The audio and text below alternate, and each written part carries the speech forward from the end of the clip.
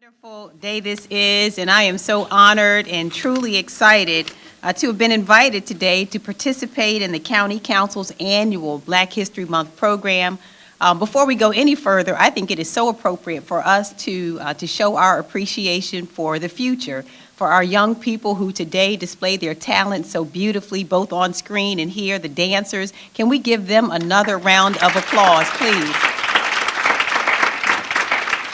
And I believe that the dancers, I wrote it down, they dance to, there's a phrase that says, stand in the light and be seen as we are.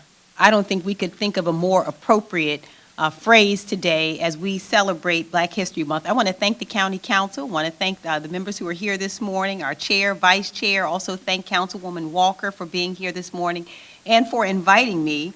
I also would like to acknowledge my super great friend, Pastor Macklin and First Lady Macklin, for being here and for praying this morning. I said to Pastor as he sat down, he just prays so beautifully, and I just want to thank them both for their leadership and for their sincerity and for all of the work that they continue to do in Prince George's County. What a glorious day it is for us to have an opportunity to pause and to celebrate and acknowledge Black History Month. On February 7th, 1926, Dr. Carter G. Woodson launched what at the time was called Negro History Week, which later extended into Black History Month. And Dr. Woodson selected this particular month to encompass the birthdays of two great Americans who played a role in shaping Black History Month. That is Abraham Lincoln and Frederick Douglass, whose birthdays are celebrated on February 12th and February 14th. And so we have an honor and have an opportunity every year to pause and to celebrate the contributions of African Americans in our country.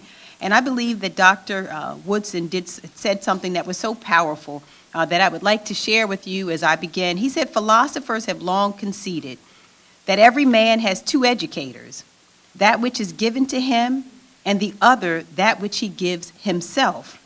Of the two kinds, the latter is by far the more desirable. Indeed, all that is most worthy in man he must work out and conquer for himself. It is that constitutes our real and best nourishment. What we are merely taught seldom nourishes the mind like that which we teach ourselves. And so I think it is so appropriate each year that we have an opportunity to review our history, to continue the lifelong process of learning and teaching, and we do that in no better way than reflecting on where we have been and where we are going.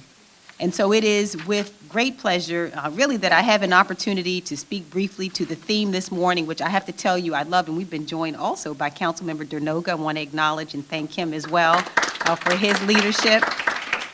I love the theme, Roots to Royalty. And for those of you who know that I have been saying over and over again, very proudly, that Prince George's County is the crown jewel of Maryland. And so I think it is so appropriate that we have an opportunity to talk about roots to royalty, the deeply planted roots that have produced, in my estimation, and I think you would agree, a beautiful harvest here in Prince George's. We have so much to be proud of in Prince George's County, so much to be proud of. We are leaders. For anyone who was confused about it, the Washington Post, the Washington Business Journal, and others, and they actually created a little drama for us because they announced what we have long known, and that is that we are the economic engine for Maryland. I don't know how many of you had the opportunity to read the article most recently that said and confirmed that Prince George's County is the top job creator in the state of Maryland. Now, this is not something that is new to us. It is something that we have known that over the last 5 years consecutively, Prince George's County has created more jobs than anyone in the state of Maryland. Now, I said it created a little drama because they also created the competition and said we had surpassed Montgomery County. So this created a little drama, but you know what? Well deserved. We are not only leaders in the state of Maryland, but we also happen to be history makers. I don't know about you, but it gave me so much pride, and I was so proud to have recently appointed our new fire chief, Tiffany Green. Tiffany Green, thank you. So that we put it in its proper context, out of 450,000 firefighters in our country, we know that a mere 3% of those firefighters are women, and about 0.3% are African American women. And so our fire chief, Chief Green, stands not only as the first woman to have been appointed to be fire chief in our county, but she also, in her appointment, became only the 9th African American woman in the history of the United States to serve as fire chief. And so we are making history in Prince George's County. Not only are we leaders and history makers, but we are also wealth creators, in that we hold the title of the most affluent African American jurisdiction in the nation. This is no small feat. In addition to that, we are in the top 4% wealthiest counties in the nation. Now, I say that, and I hope you heard me when I said top 4% wealthiest of all counties, not African American counties. I want you to know that Prince George's County is in the top 4% wealthiest counties in the country. That makes us one of the wealthiest jurisdictions in the world of African Americans. And so we take pride in all that makes Prince George's County the crown jewel of Maryland. But we recognize, and today is about really affirming the fact that we are here not by ourselves, and we are here because this has not always been the case. In order for us to have been here today and to celebrate the gains that we have, someone had to plant some roots. Someone had to lay down some roots in Prince George's. And so I believe that it is ironic that what we see today is nothing like the county was generations ago. In fact, there was struggle, there was perseverance on the part of our ancestors that brought us to this point today. The roots of our past have grown into the royalty that we see today. The history of our county can be summed up in a prominent saying from a civil rights activist who we love so much, Coretta Scott King, who said, "Struggle is a never-ending process. Freedom is never really won. You earn it and you win it in every generation." I believe this is so powerful. This is something that we must meditate. Let's say it again. Struggle is a never-ending process. Freedom is never really won. You earn it and you win it in every generation. And that is exactly what we have seen not only in the history of America, but it is most especially true here in Prince George's County, where we have truly earned the great things that we see happening in our county. And we are in position now that our ancestors never dreamed of. For years, they fought for freedom and for the opportunities that we are enjoying this day. And so as we celebrate our progress and reflect on our history, I believe it is only fitting that we recognize and honor some of the influential Prince Georgians, Marylanders, and Americans that have made us who we are today. Let's say their names. This includes one of my favorite Marylanders. I dare say she's the baddest woman, and I'm giving it away, to have ever walked the roads of Maryland, an abolitionist and freedom fighter by the name of Arminta Ross, known as Minty to her family. She was born into slavery in the early 1800s along Maryland's eastern shore. Yes, even though Maryland remained part of the Union during the Civil War, slavery was alive and well in parts of our state, including Prince George's. Minty, as you all will remember, had a really rough childhood. In fact, one day, another slave was trying to escape her owner, and he threw a large weight across the room that accidentally hit her in the head. This left her with brain damage and seizures throughout the rest of her life, and so she struggled. Yet she made plans to escape and made use of the Underground Railroad to make it to freedom. However, she left all of her family members behind, but not for long. When she earned her freedom, she said in her own words, "I had crossed the line, I was free, but there was no one there to welcome me to the land of freedom." And so Minty took matters into her own hands, went back on that same Underground Railroad to save her family members as well as others who needed help to escape. She was one of the most active conductors on the Underground Railroad, making close to 20 trips to rescue dozens of her brothers and sisters back in Maryland and also in the South.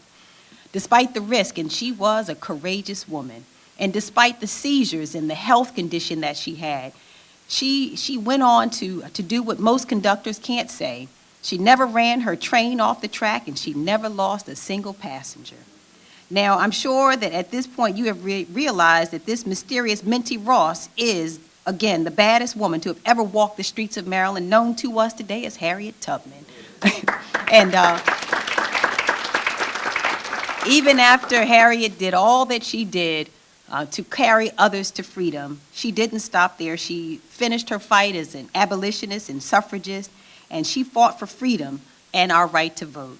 Harriet Tubman, she won and earned our freedom. And that's exactly why I'm so proud. I don't know how many of you have had the opportunity. If you have not, I hope that you will make it to Annapolis to see the beautiful statue that stands now in honor of Harriet Tubman. I had a chance to go there, and I hope that you will visit as well. And standing in that same space is another significant Marylander, Frederick Douglass. Similar to Harriet Tubman, Frederick Douglass was also born into slavery here in Maryland. But he escaped and became a national leader within the abolitionist movement. I marvel. I don't know how many of you have read his book. I marvel at how intelligent Frederick Douglass was and how relevant his words still remain. But as a free man, he wrote several books that were influential in promoting the cause of abolition across our nation and became one of the most powerful orators and storytellers of all time. He was also one of the most prominent figures, and you may not know this, to a first protested Independence Day, the 4th of July. Now, I don't know if you've heard this, but in fact, he quite literally did it on Independence Day, a celebration where he was invited. He was brought in as the keynote speaker. And he reminds me in his boldness to some extent of Councilman Calvin Hawkins, who would have done something similar to what I'm about to describe. They asked Frederick Douglass to come in and to speak on the occasion of Independence Day to a room full of abolitionists in New York, who, as you can imagine, were mostly white at this time. Now, I'm sure you can sense the irony of having invited a former slave to speak about and celebrate freedom and independence, all while slavery was still happening in our country. Well, Frederick Douglass showed up and he was ready. So he got up there and he famously said, "This 4th of July is yours, not mine. You may rejoice, but I must mourn.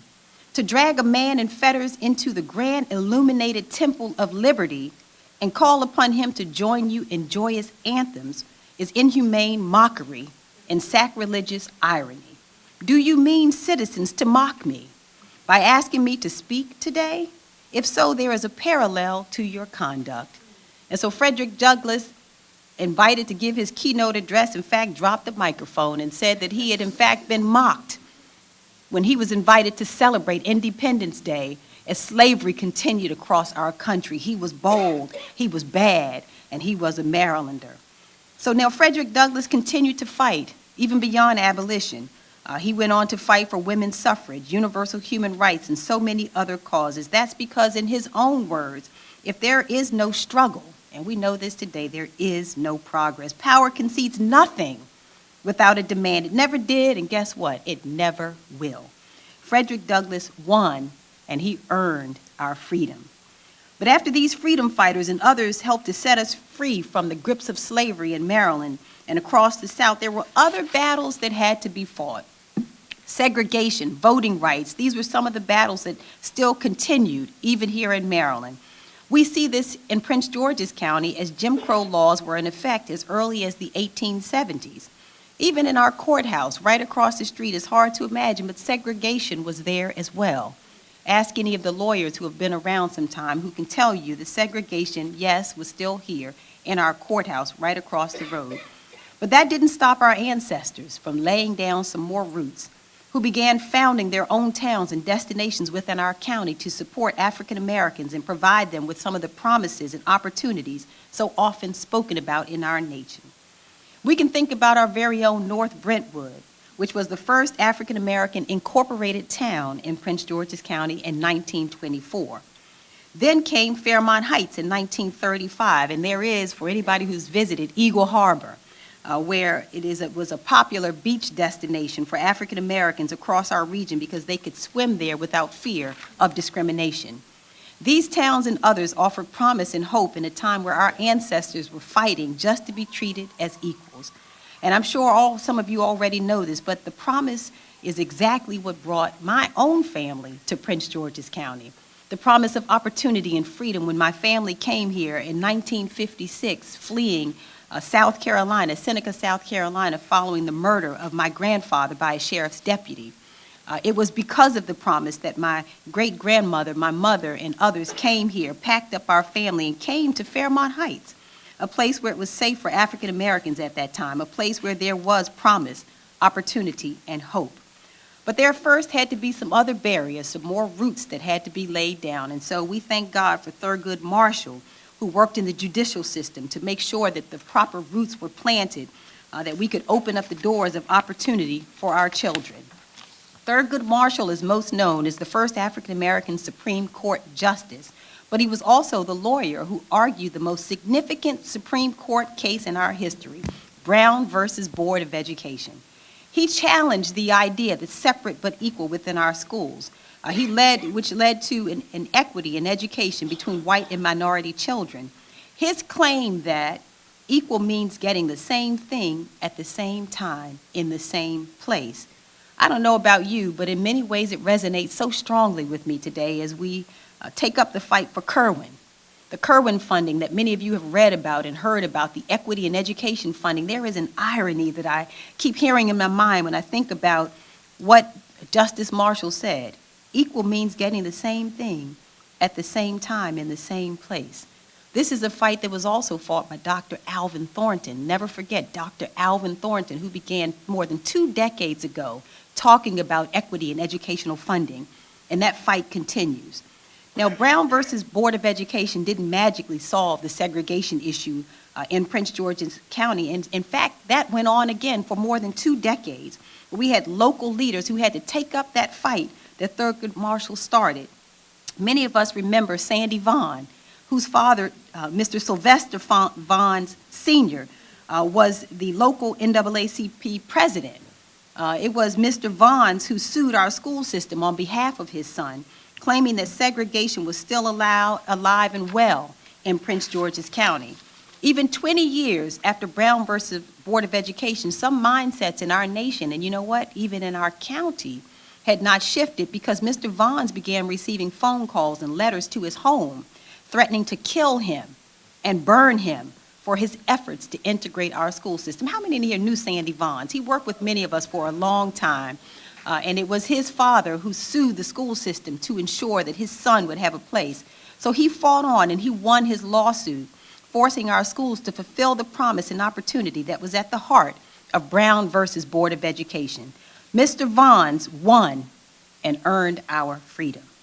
At the national level, we also had many, many leaders who were fighting as well for voting rights. I can think of a leader like Amelia Boynton, who worked for years in the civil rights movement to march, organize, and advocate for the Voting Rights Act of 1965, which would finally protect our right to vote. She helped to organize, and I don't know how many of you heard about the Bad Ladies, who were also involved in the Selma to Montgomery marches. They weren't out in the forefront, but it was women like Amelia Boynton who contributed greatly to the passage of that act. She's most known for a photo that if you Google it, I'm sure you can see it was seen around the world on what's known as Bloody Sunday. Her photo popped up in every media outlet after state troopers and county police had attacked the peaceful marchers, literally beating Ms. Boynton until she was unconscious. Now, years later, she reflected on that day and said, "I wasn't looking for notoriety when we marched, but if that's what it took to get attention, I didn't care how many licks I got. It just made me even more determined to fight for the cause." Amelia Boynton won and earned our freedom. These local and some national victories opened doors of opportunity and promise for us right here in Prince George's County. Our county was truly a county of opportunity for Black residents. It began to take notice. More families began to move to Prince George's County, not necessarily to escape where they were, but be clear, they came here because they saw that the promise and opportunity was here in Prince George's. And with these doors of opportunity now open, it was time to finally claim those opportunities and build our power. So that it came, however, and many of you know, of course, as Frederick Douglass says, it concedes nothing without a demand. And so the power came here, but not without struggle. And so there were many other great leaders who broke down barriers in Prince George's County for African Americans, working hard to achieve things that generations of our ancestors before us had only dreamed of. Leaders like Floyd Wilson, who was the first African American to serve on our county council. There were leaders like Gloria Lawler, who I still love so much to this day, who made history as the first woman to be elected to the Maryland State Senate in our county. There were leaders like former county executive Wayne K. Curry, who was the first African American to be elected county executive. Mr. Curry was a legend. And I have to tell you very personally, the one thing I remember about him is, aside from him bragging constantly how he kicked Jack Kent Cooke's ass. That was his favorite thing he'd tell me about. He loved this story. He would tell me, I kicked his ass and I got this stadium. He loved that story. But he would also talk to me very often about power in our conversation and the proper use of power to help people and to advance our cause. And so he and others built the power and opportunity that we see here today. It is never easy. For those of you, I know so many of us have been first. It is not easy to be first. But that didn't stop those leaders from putting in the work to break down barriers. So they won and earned not just our freedom, but our opportunity and power. And so today we stand on the shoulders of so many. We have benefited from the work that has gone on generations before us. The Prince George's that we see today has been transformed from work that's been done over the centuries, from roots to royalty, from slavery to even leading the county government. We are the realized dreams of our ancestors. And this is why when I took office in 2018, I stood on the stage and I said something that I hope you all heard me say. I said it then, and I say it every day that I have the opportunity to do this job. We should be proud to be Prince Georgians. It is the case, you've heard me say Prince George is proud. I say it every single day. We are proud to be Prince Georgians because we have worked, struggled, persevered to be where we are today. We're not done with our work, but you know what? We're really headed somewhere amazing. As Coretta Scott King said so insightfully, I'll say it again, freedom is never really won. You earn it and you win it in every generation. It's on us, the leaders who are here today and those who are gathered, to make sure that we become the history that our kids will soon read about someday in a book, to carry on the torch and break down future barriers for our children. We're looking and living in a time that is simply amazing, how bright it is to be in Prince George's. But you know what's even better? With all the work and struggle that's been put in to build our county from roots to royalty, guess what, y'all?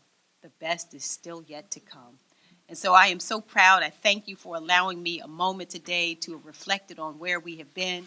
Truly, I tell you, bright days are ahead. And I want to just say thank you, first of all, for everyone who came out today to celebrate African American History Month. I think it is so very, very important to say to our young people who performed again so beautifully how much we love them and how much we look forward to what they will contribute. But you know what? Let's keep on keeping on. Again, the best is yet to come, and oh, how great it is to be a Prince George. And thank you so much, and may God bless you.